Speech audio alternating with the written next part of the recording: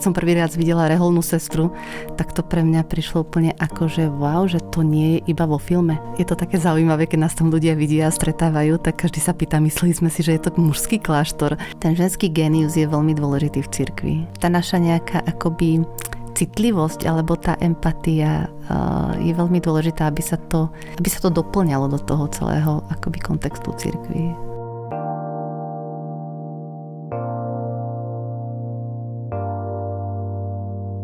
Ahoj, milé poslucháčstvo, ja som Dominika Pavčík-Borbeliová a vy počúvate Pražské hlásky, podcast slovenských žien v Prahe, v ktorom sa raz do mesiaca rozprávam so Slovenkami o ich živote mimo domovinu, o rodovej rovnosti a o tom, čo máme na Prahe rady. Pražské hlásky môžete sledovať na Facebooku a Instagrame a počúvať na Spotify alebo YouTube. Vďaka za každý like alebo zdieľanie, nech sa o pražských hláskach dozvie čo najviac ľudí, pretože ženy treba počuť. Za podporu ďakujem krajanskému spolku Pražská kaviareň a ďakujem podcastovému štúdiu Campus Hybenská, že v ňom môžeme nahrávať 19. epizódu Pražských hlások, dnes s reholnou sestrou Akvínou Pavlíkovou. Sestra Akvína, vítajte v podcaste Pražské hlásky. Ďakujem za privítanie a ďakujem aj za pozvanie, veľmi si to vážim. Ja si vážim, že ste pozvanie prijali. A sestra Akvína, počúvate podcasty? Počúvam, občas ich počúvam, rôzne témy, hodne ma zaujíma psychológia. Ale ako hostka ste v podcaste poprvýkrát, či? Áno, takúto možnosť som ešte nemala. Tak super, som rada, že ju máte zrovna v Pražských hláskach. Sestra Akvína, odkiaľ pochádzate? Zo Slovenska a pochádzam od Považskej Bystrice, je to dedinka Jasenica, je to medzi Trenčínom a Žilinou. A do Prahy vás priviedlo povolanie reholnej sestry, je to tak? Áno, tým, že som reholná sestra, posielajú nás na rôzne miesta, kde je nejaká potreba, alebo kde vznikajú nové komunity naše, tak tu bola teda vytvorená nová komunita. Vy patríte, to ešte nezaznelo, k premonštrátskému rádu. Takže vy máte možnosť si vybrať, kam pôjdete pôsobiť, alebo to miesto vás rozhodne rád? Zvyčajne, teda vôbec v reholných spoločenstvách nie je nejaká tendencia, že si to človek vyberie sám, tam kam chce ísť. Zároveň predstavení to nerozhodujú len tak, vždy sa rozprávajú, aspoň u nás sa snažíme rozprávať so sestrami, či je ochotná ísť na to miesto, pretože práve zrejme jej dary sú tam potrebné, takže podľa toho sa akoby rozhoduje. A tu v Prahe premonštráti sídlia v Strahovskom kláštore. To znamená, že tam aj vy žijete? Je to také zaujímavé, keď nás tam ľudia vidia a stretávajú, tak každý sa pýta, mysleli sme si, že je to mužský kláštor. Tak vždycky to sa snažíme nejak vysvetliť. Áno, je to mužský kláštor, ale my tu napracujeme a bývať tu nebývame. My bývame na Pohořelci, takže bývame v úplne inom dome aj na inom mieste. Sme pozvané, alebo teda boli sme pozvané bratmi premonštrátmi k spolupráci, takže preto sme tu. A ako sa vám v Prahe páči? Ako sa žije reholnej sestre v takej metropole, ako je Praha? No, veľmi sa mi tu páči. Úprimne povedané, nikdy som si nepredstavovala, ani ma nenapadlo, že pôjdem niekedy do Prahy vôbec pôsobiť. Je to krásne mesto. Naozaj sa hovorí, že stoväčatá Praha, takže jedna vec, že je tu mnoho kostolov, ale hlavne je tu veľa možností aj pre nás ako pre reholné sestry. Čiže aj nejakého vzdelávania alebo nejakých kultúrnych príležitostí. V rámci prípravy na rozhovor s vami som si pre inšpiráciu prečítala príbehy niekoľkých žien o ich ceste k povolaniu reholnej sestry.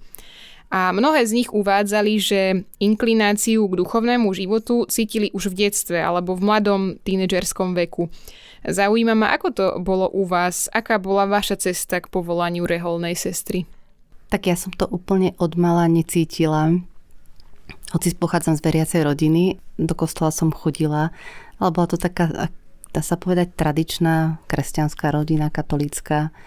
Keď som prvý raz videla reholnú sestru, tak to pre mňa prišlo úplne ako, že wow, že to nie je iba vo filme. Ale teda priznám sa, že to bolo ešte za totality. Takže tá tínedžerka, ktorá som teda toto prvýkrát videla, ale asi ešte predtým ma tak zaujal, začali sme spievať, alebo teda vznikol v našej farnosti zbor spevácky ako v kostole. A vlastne ja som začala v ňom spievať, bola som hodne aktívna v tom. Mali sme také spoločenstvo z tohto zboru akoby vytvorené, takže sme spolu niekam chodívali a tak. A v podstate mňa tie piesne začali fascinovať, akoby nejakým spôsobom oslovovať vôbec tie myšlienky. A nejak som začala inak uvažovať o živote a hlavne keď som teda videla prvýkrát prísť reholné sestry k nám do farnosti, ktoré odtiaľ pochádzali. Boli to vlastne sestry z jednej rodiny, dá sa povedať, že boli akoby sesternice a ich teta. A dovolili im, to bolo v 88. Prísť už akoby oblečené v reholnom rúchu do farnosti, teda domov. A ja keď som ich videla, tak som zostala úplne prekvapená, že vlastne tento život ešte existuje, takýto spôsob života. Takže vlastne som cez ne nejak akoby prišla k tomu hľadaniu a k tomu nejakému pozvaniu, ktoré som ako si nejak vnímala tak postupom času. Takže asi takéto moje hľadanie to bolo a potom postupné navštevovanie toho kláštora a tak. Už v tej dobe ste sa rozhodli, že to bude práve premonštrátsky rád, do ktorého vstúpite, alebo podľa čoho ste sa rozhodovali? Viete čo, tým, že boli prvé, ktoré som poznala, začala som tam chodiť a sa mi tam páčilo, neviem, či to nazvať, že páčilo, proste cítila som sa tam veľmi dobre v tom spoločenstve a potom som navštívila ešte jedno spoločenstvo, boli to misijné sestry a tam som bola na takej duchovnej obnove. A je zaujímavé, že som ako nejak tak vnímala, že proste tie premonštrátky sú mi nejaké bližšie. Neviem, čím úplne to bolo, ale nejak som to tak inak vnímala ako si.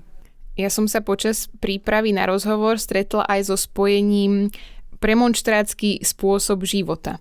Chápem, že každá rehoľa je niečím špecifická, tak čím sa tá rehoľa sestier premonštrátok líši od iných ženských reholí?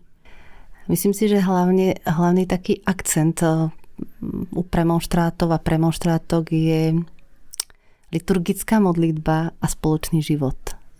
Je to niečo, čo možno iné spoločenstvá nemajú a asi v tomto je to také čím sa líšime.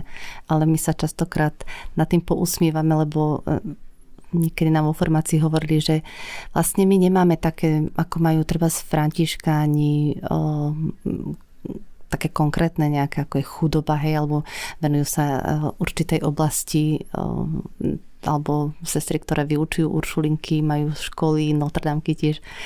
A u nás nám hovorili, vlastne my sme taká akoby v úvodzovkách bezúčelová rehoľa. Tak sme sa na tom bavili, že my vlastne nemáme účel, ale v podstate je to aj o tom, že ten náš spôsob života naozaj nie je účelovo daný, ale skôr akoby ten zakladateľ, svätý Norbert, vyzýval bratov, aby boli pripravení ku každému dobrému dielu, čiže k tomu, čo cirkev a svet v tej dobe, v ktorej žijeme, práve potrebujú. A v tomto mi to príde veľmi také podnetné, alebo aj oslovujúce, alebo aj vlastne nejaká taká výzva pre každého z nás, ktorý žijeme v tom spoločenstve, že čím ja môžem byť v dnešnej dobe ako premonštrátka s tým všetkým, čo my môžeme ponúknuť svetu. Užitočná. Tá príprava na povolanie sestry a na vstup do rehole prebieha niekoľko rokov. Má niekoľko fáz, nazýva sa aj formačný proces, ak som to správne zachytila. A podľa toho, čo som čítala, spočíva takáto príprava aj v dokonalom spoznávaní samej seba, svojho vnútra, v budovaní vnútornej sily a odolnosti. Vnímam to správne? Vnímate to veľmi správne. To je veľmi dôležité poznať seba samého. Svätá Terezia z Avily to vždycky teda to hovorila.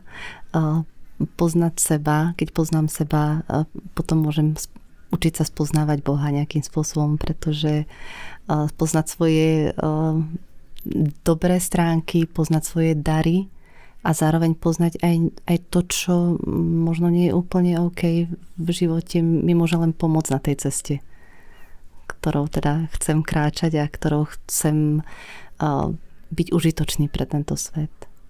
A je súčasťou tej prípravnej etapy aj nejaká psychologická podpora alebo nejaký psychologický výcvik? Toto úplne nie je, ale ja čím som dlhšie aj v reholi a čím viac sa stretávam s niektorými niekedy aj s problémami, tak si myslím, že by to bolo veľmi fajn, keby toto bolo umožnené práve týmto mladým dievčatám, nejaké či už možno terapie, alebo a nemusí to byť terapia zrovna, myslím skôr niečo také, aby naozaj dokázali poznať seba, nejaké tie cvičenia psychologické a tak, že bolo by to veľmi fajn a by som to veľmi doporučila. Zatiaľ myslím, že to nemajú, ani to není nejak, ako myslím, úplne v tej formácii nielen našej, ale myslím si, že celkovo je dôležité asi, aby boli tí, ktorí formujú v tom taký akoby zdatný, alebo v tom nejak vyškolení, aby vedeli pomôcť tým dievčatám. Takže aj od toho sa to hodne odvíja, že aby tá formátorka, ktorá vedie tie dievčatá alebo nové sestry, aby mala túto schopnosť alebo aj tieto, jak sa hovorí v Čechách, dovednosti. U nás to neviem, zručnosti by som povedala, hej, že takú skúsenosť nejakú. Tá osoba formátorky je vlastne niekto, kto vás sprevádza v priebehu celej tej fázy toho formačného procesu, alebo je tých osôb aj viac, ktoré sa striedajú? Môže ich byť viac, niekedy je to jedna, niekedy je dobre, keď je jeden človek, pretože keď sa už raz niekomu nejak zveríte, alebo máte nejakú dôveru k tomu človeku, tak je dobre, keď vás niekto aj naozaj pozná a pomáha vám na tej ceste. Je to proste dobre, keď je jeden, ale nemusí byť jeden, môže byť kandidátky má na starosti kandidátmajsterka, novicky, novicmajsterka, juniorky, juniormajsterka, hej, že môže to byť rozdelené, ale myslím, že v tej úplne základnej formácii je niekedy dobré, keď je to jedna osoba. A čo spätne hodnotíte ako najnáročnejšie na tom formačnom procese? Najnáročnejšie? Ja som prišla veľmi mladá a ja sa priznám, ja som vlastne z tých prvých pototalitných sestier. Neboli ani sestry nejak akoby pripravené na tú formáciu veľmi. Ale snažili sa nám odovzdať to, čo mali. Zase to duchovno nejaké, to, čo mi bolo ťažké vlastne v tej formácii. Bola taká obava, že ma pošlu domov. To by sa mohlo stať? To by sa mohlo stať. V podstate to patrí do formácie, pretože poznávate samu seba, ale nielen ja poznávam sama seba, ale aj to spoločenstvo vás nejakým spôsobom spoznáva. A v podstate aj to spoločenstvo vyjadruje to, či som schopná žiť ten spoločný život, pretože pre nás ako pre premonštrátky je dôležitý, alebo teda hodne podstatný ten liturgický život a potom ten spoločný, ako som spomínala. Aj keď sme každá, jasne, že sme originál a s týmito originálom každá dotvára to spoločenstvo. Ale pre niekoho to môže byť náročné žiť spoločný život a naozaj ten čas je skúšobný čas a je to skúška pre toho jednotlivca aj pre to spoločenstvo vždy. Meno Akvína je, predpokladám, vaše reholné meno. Mohli ste si ho vybrať sama? Ja áno. Ja, a nehovorím len ja, ale vlastne my, ktoré sme boli v tom čase, keďže sme boli tie prvé pototalitné dievčatá, ktoré prišli, tak to vtedy bolo ešte také naozaj, ako sa hovorí úplne v začiatkoch všetko, tak my sme si v podstate ešte mohli vybrať mená a už po nás potom si vybrali dievčatá 3 mená a z toho im tí predstavení nejak vybrali. Takže ja som si vybrala Akvína a pre mňa je to s úsmevom, nebudem sa tvariť, že nejaké vznešené tie pre mňa to neboli. Jedna sestrička mi raz povedala, jej, sa strašne podobáš na našu bývalú sestru Akvínu a mohla by si sa tak volať. No a vlastne Akvína je odvodené od svätého Tomáša Akvinského. Je to taká trošku inak postav sú sestry Tomášky a tak ja som Akvína. A v podstate si uvedomujem, že až tak akoby v poslednom čase ma hodne tak ako nejak zasahuje aj to, keď tak čítam nejaké výroky svätého Tomáša, že on bol skutočne, dá sa povedať, aj hovorí o ňom, že bol prvý psychológ, pretože on začal hovoriť o tom, že milosť stavia na prirodzenosti. My v podstate môžeme byť duchovní, až keď naozaj poznáme tú svoju tú ľudskú podstatu nejak akoby a to ľudské, s čím sa potýkame nejak, tak na tom môže tá prirodzenosť potom stavať, ale nemôže to byť opačne. Nemôžeme byť najskôr duchovní a potom ľudskí. My sme najskôr ľudia a potom na tom môžeme budovať nejaký ten duchovný život alebo vôbec spiritualitu nejakú. Myslím, že stále ešte predstava bežnej populácie o živote reholnej sestry je opantaná rôznymi mýtmi a stereotypmi. Tak nám povedzte, ako vyzerá váš bežný deň. Ono to je možno aj taký stereotyp, pretože ten bežný deň je asi tak, ako každý človek má práca a my teda máme k tomu prvé, čo je, tak je modlitba ráno. Vstaneme a proste máme ranné chvály, posvetné čítanie, hej, čiže nejakú liturgiu sa modlíme. Potom máme svätú omšu. Väčšinou je to tak v komunitách, že sa ide na svätú omšu. A potom už je podľa toho, buď máme spoločné raňajky, záleží to od každej komunity, aj od každého toho povolania, alebo teda zamestnania už tej ktorej sestry. Ale väčšinou sú vždycky potom raňajky nejak spoločne a potom už je práca. Každý má to, čo mu je nejakým spôsobom pridelené, tá práca. A potom je zase na obed modlitba. To akoby ten deň je vlastne nejakým spôsobom akoby prerušovaný modlitbou a tým stretnutím v spoločenstve zase pri stole, pri obede.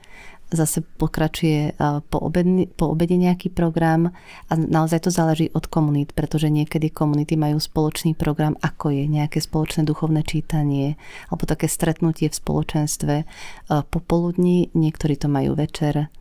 Takže a zase večer sú vešpery, zase liturgická modlitba a už potom väčšinou tie sestry majú buď spoločná večera, niekedy môže byť súkromná a už potom majú priestor na to, čo chcú si ešte možno prečítať nejakú knihu alebo už také osobné záujmy, ktoré majú. Ale vy tu v Prahe máte aj ako keby zamestnanie, je to tak? Nejaké civilné, dajme tomu? Áno, my sme tu zamestnané vlastne v kláštore premonštrátov a každá máme nejaké to svoje poslanie. Sestry pracujú v knihovni, potom sprevádzajú turistov, alebo teda návštevníkov kláštora. Tiež spolupracujú vo farnostiach s bratmi premonštrátmi, vo farnostiach s deťmi zvlášť, s mamičkami sa stretáva jedna sestra, takže s mamičkami s deťmi a spolu vytvárajú nejaké veci, takže a ja pracujem pre obchod, ktorý je teda obchod so suvenírmi, takže to je taká naša akoby náplň pracovná. Vy ste hovorili aj predtým, že keď sa rozhoduje o mieste pôsobenia niektorej sestry, tak sa berie do úvahy aj to, ako tam môže uplatniť svoje dary. Tak ma zaujíma v tej súvislosti, že či teda reholná sestra má priestor, kde môže nejakým spôsobom realizovať samú seba, alebo niečo, v čom má talent, v čom je blízke. Mám si pod tými darmi predstaviť práve aj toto? Určite. Keď je tá možnosť a máme takéto nejaké akoby dá sa povedať pracovné pozície alebo možnosti, naozaj to záleží od toho, čo tú sestru baví alebo nejakým spôsobom naplňa a od toho osobného seba poznania, na čo mám, aké tie možnosti mám. Ale určite to záleží veľmi aj potom od tých potrieb tej kongregácie celkovej. Zdá sa, tak zvonka na prvý pohľad, že v katolíckej cirkvi sú role mužov a žien v duchovnom živote jasne rozdelené a nereflektujú úplne snahy svetských spoločností o väčšie vyrovnávanie rozdielov mužských a ženských rolí v živote. Napriek tomu už je napríklad úplne bežné vidieť vo farnostiach dievčatá a mladé ženy, ako ministrujú a určite by sme našli aj ďalšie príklady. Vnímate niečo podobné, že sa prejavuje aj v živote reholných rádov? Ja to vnímam a vnímam to napríklad práve tu v Prahe, kde nás bratia pozvali do tej spolupráce. Je milé, že nás trebárs nepozvali pracovať do kuchyne. A to nejde o to, že človek to nechce robiť, ale že myslím, že každá každá sestra má naozaj tie dary a talenty, ktoré môže odovzdávať a ktoré nemusia byť práve iba v tomto. Čiže preto, bratia, to sa mi veľmi páčilo od nich, keď nás pozývali sem, tak spoločne s nami hľadali a to, čo sme schopné robiť, alebo čo by oni potrebovali v tej pastorácii, ktorú robia v tom apoštoláte nejakom, vôbec v celej tej akoby misii ich spoločenstva, ktoré je práve tu na Strahove. Takže to bolo také veľmi fajn, že každej sa nejak pýtali, čo radi robíme, čo nás baví, čo nás naplňa. Veľmi mi to tak pohľadilo dušu, pretože si myslím, že ten ženský génius je veľmi dôležitý v cirkvi. A tá naša nejaká akoby citlivosť alebo tá empatia je veľmi dôležitá, aby sa to doplňalo do toho celého akoby kontextu cirkvi. Ten sociálny rozmer ženy, ktorá dokáže slúžiť, ale zároveň ktorá dokáže aj premýšľať a ktorá vie si zastať to svoje ženské miesto aj zároveň s mužmi, myslím, že. A mnoho ľudí má asi predstavu, i keď teraz ste ju možno trochu narušili, že reholné rády sú konzervatívne, uzavreté pred modernými spoločenskými vplyvmi alebo trendami. Že tomu tak úplne nesvedčí podľa mňa aj to, že tu spolu sedíme v podcastovom štúdiu a natáčame tento rozhovor, ale aj sama ste hovorili, že pre ten premonštrátsky rád je typické, že sa snažíte využívať vaše možnosti v prospech tej aktuálnej doby a v prospech potrieb, ktoré vyžaduje tá aktuálna spoločnosť. V čom ďalšom ešte vidíte to, že život reholnej sestry sa možno nelíši od bežného súčasného človeka? Vidím to aj v tom, že sme aj zamestnané. My pracujeme, takisto potrebujeme z niečoho žiť, takže že pracujeme tak ako aj iní ľudia. Hej, že voľakedy naše sestry chodili po žobraní, pretože tá sociálny spôsob života bol úplne iný. A kdežto dnes, tak ako aj ostatní, sme proste povolaní k tomu a myslím si, že práve tie výzvy, ktoré nám prichádzajú, tak sme asi zapojené hodne do toho spôsobu života, ktorý žijú bežní ľudia. Veľmi obľúbená je napríklad aj salesiánska sestra Lamia, ktorá prostredníctvom sociálnych sietí aj úsmevne približuje život reholných sestier a celkovo témy viery a kresťanstva. Páči sa vám takáto moderná forma komunikácie duchovného života? Myslím si, že každý to má nejakým svojím spôsobom, ako prezentuje ten reholný život. A ona ako salesiánka, myslím, že im to je veľmi blízke. Zajedno spolupracujú veľmi, alebo teda pracujú s mládežou. A myslím, že v dnešnej dobe sa asi skôr prihovorí takýto spôsob komunikácie a hovorenie o tom, ako sa žije, ako naozaj nejak tak ako striktne, tak toto je. Proste myslím si, že ako je to fajn, že to tak ako prezentuje a to je ich spôsob života aj. Ešte je to, myslím si, že ich zvláštna misia práve tieto komunikačné prostriedky, takže myslím si, že sestra Lamia sa asi našla v tom určite. Takže je to tak fajn, že to robí asi. My to zase máme naozaj nejak inak, ale to by sa musel každý k nám prísť asi pozrieť. Tak to je aj pozvánka. Takže to je pozvánka. Hej. Takže môžu nás prísť navštíviť aj tu do Prahy, kto je tu z Prahy, alebo na Slovensku máme duchovné centrum svätého Norberta, je to vo Vrbovom pri Piešťanoch, tam je náš kláštor a zároveň vedľa je taký malý domček pre 20 ľudí, kde si ľudia môžu prísť oddychnúť, načerpať, byť tam proste v tichu sami. Aj takýmto spôsobom môžu vidieť a vnímať, ako sa žije zase v reholi. Hovorili ste o tom, že premonštrátsky rád sa snaží byť ukotvený v tej súčasnej dobe a byť aktívny v podmienkach súčasného prežívania spoločnosti. Viete uviesť nejaké príklady, ako sa to prejavuje v praktickom živote alebo v praktických činnostiach vašej rehole? Tak u nás, myslím si, že práve to je asi to, čo máme, trebárs to duchovné centrum, ako som spomínala na Slovensku, je to aj také typické pre premonštrátov, je to taká pohostinnosť. A teraz nie je len o pohostinnosť akoby tela, ale aj ducha. Čiže umožniť ľuďom, aby mali priestor niekam odísť z toho života, ktorý je teraz, myslím si, že hodne zahltený, či už informáciami, alebo vôbec hektický v tom, že každého niečo nejakým spôsobom presahuje pracovne. Myslím si, že hodne ľudia teraz túžia práve po tých rozhovoroch a potom byť počutý, môcť mať priestor niekde vyjadriť to, čím žijú. Mnohé aktivity sú také, ktoré vychádzajú na podnet tých ľudí. A za to sme veľmi vďačné, pretože je dôležité pre nás, aby sme vedeli počúvať naozaj tú dobu, čím žije a počúvať ľudí, ktorí s nami spolupracujú a ktorí túžia po niektorých veciach, ktoré im môžeme my ponúknuť. Takže toto umožňujeme a snažíme sa počúvať to, čo tí ľudia potrebujú nejakým spôsobom. Chýba vám niekedy niečo zo svetského, civilného života? Niekedy by som možno bola rada taká neviditeľná, nechcem povedať neviditeľná, ale to rúcho vám hneď zasvieti pre ľudí a viem, že to je pre mnohých to môže byť aj zábrana stretnúť sa so mnou ako s človekom.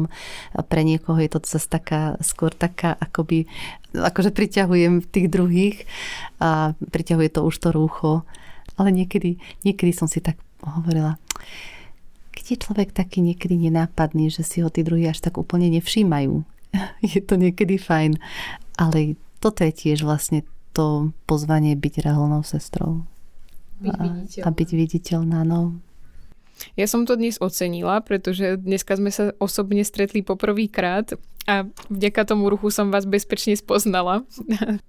Ale je to zaujímavé, nikdy ma nenapadlo premýšľať nad ruchom týmto spôsobom, že vlastne ako keby, neviem, či je úplne vhodné to slovo, to potlačenie možno nejakého vašeho osobnostného prejavu, to rúcho spôsobí, ale že vlastne je to aj naopak, že tým, že to rúcho máte oblačené, tak ste tak viditeľná vlastne pre každého. Nikdy mi nenapadlo sa na to pozerať týmto spôsobom. A stáva sa vám aj, že vás niekto len tak osloví na ulici alebo v hromadnej doprave? Ja som tu veľmi milo povzbudená ľuďmi, ktorí, ja ani neviem, tak možno tu viac chodím bežne tou hromadnou dopravou, pretože či sa mi postavia ľudia a oslovia ma, alebo sa začnú pýtať, určite to rucho má svoje, hej, že ja som nejaký čas prevádzala tých turistov v kláštore.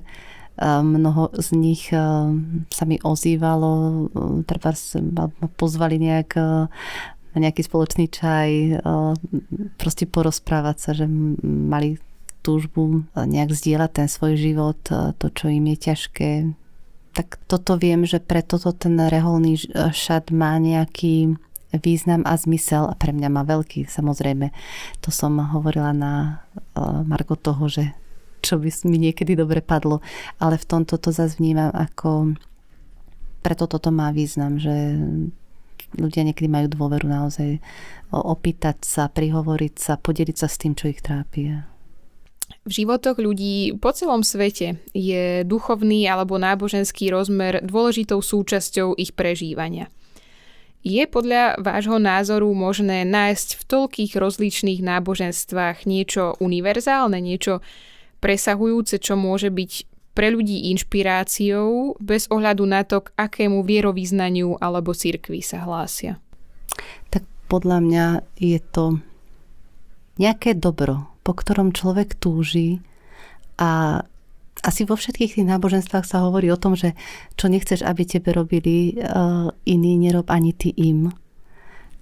Pre každé to náboženstvo je to byť dobrým človekom alebo prinášať svetu nejaký osoch alebo nejaký ten naozaj osobný dar alebo to dobro proste, kým máme nejakým spôsobom byť. Čaká nás ešte záverečná rubrika rýchlych záverečných otázok. ktoré pokladám každej hostke, pre každú hostku sú rovnaké a už som teraz zvedavá na vaše odpovede. Aké je vaše najobľúbenejšie miesto v Prahe alebo najobľúbenejšia štvrť v Prahe? Rada chodím na Petřín. To máte blízko? Máme to blízko a rada ho tak akoby si prechádzam, pretože z tej strany vidím vlastne akoby celú Prahu hodne. Takže Petřín asi. Ktoré obľúbené jedlo sa vám najviac spája s Prahou? Asi sushi. Sushi? To som sa tu naučila jesť. Máte obľúbenú knihu o Prahe alebo obľúbený film, ktorý sa odohráva v Prahe? Keďže som v obchodíku, tak tam sú také, nazýva sa to, že detaily o Prahe a tak to mám celkom rada. Tam je to také v skratke všetko nejak akoby zhrnuté. Čo vám najviac chýba zo Slovenska? Možno viete, nad tým ja úplne nepremýšľam, že čo mi zo Slovenska chýba, pretože ja som dosť zvyknutá prakticky vlastne z toho, ako sme v Reholi. To, že niekam idem, niekde ma pošlú a samozrejme pýtajú sa ma. A tak ja som aj na toto povedala, dobre, idem. Takže nie je mi to niečo také, že by som niečo úplne postrádala akoby. A čím vás naposledy Praha prekvapila? Alebo čo pekné ste v Prahe v nedávnej dobe zažili? Bol to koncert od Zimmera, filmová hudba. Sestra Akvína, ďakujem, že ste prijali pozvanie do Pražských hlások, že ste nám priblížili život reholných sestier a prajem vám veľa sily a lásky v prežívaní vašej viery. A ja vám ďakujem naozaj veľmi za to pozvanie a za takú novú výzvu pre mňa a tiež to niekomu prinesie možno nový obraz alebo možno iný obraz, iný pohľad na reholný život alebo na nejakú jednu reholnú sestru. Toto bola 19. epizóda podcastu Pražské hlásky, v ktorej som privítala reholnú sestru Akvínu Pavlíkovú z kongregácie sestier premonštrátok. Pražské hlásky môžete sledovať na Facebooku a Instagrame a počúvať na Spotify alebo YouTube. Rozhovor s ďalšou zaujímavou Slovenkou v Prahe vám prinesiem opäť o mesiac a budem rada, ak si nás vypočujete, pretože ženy treba počuť.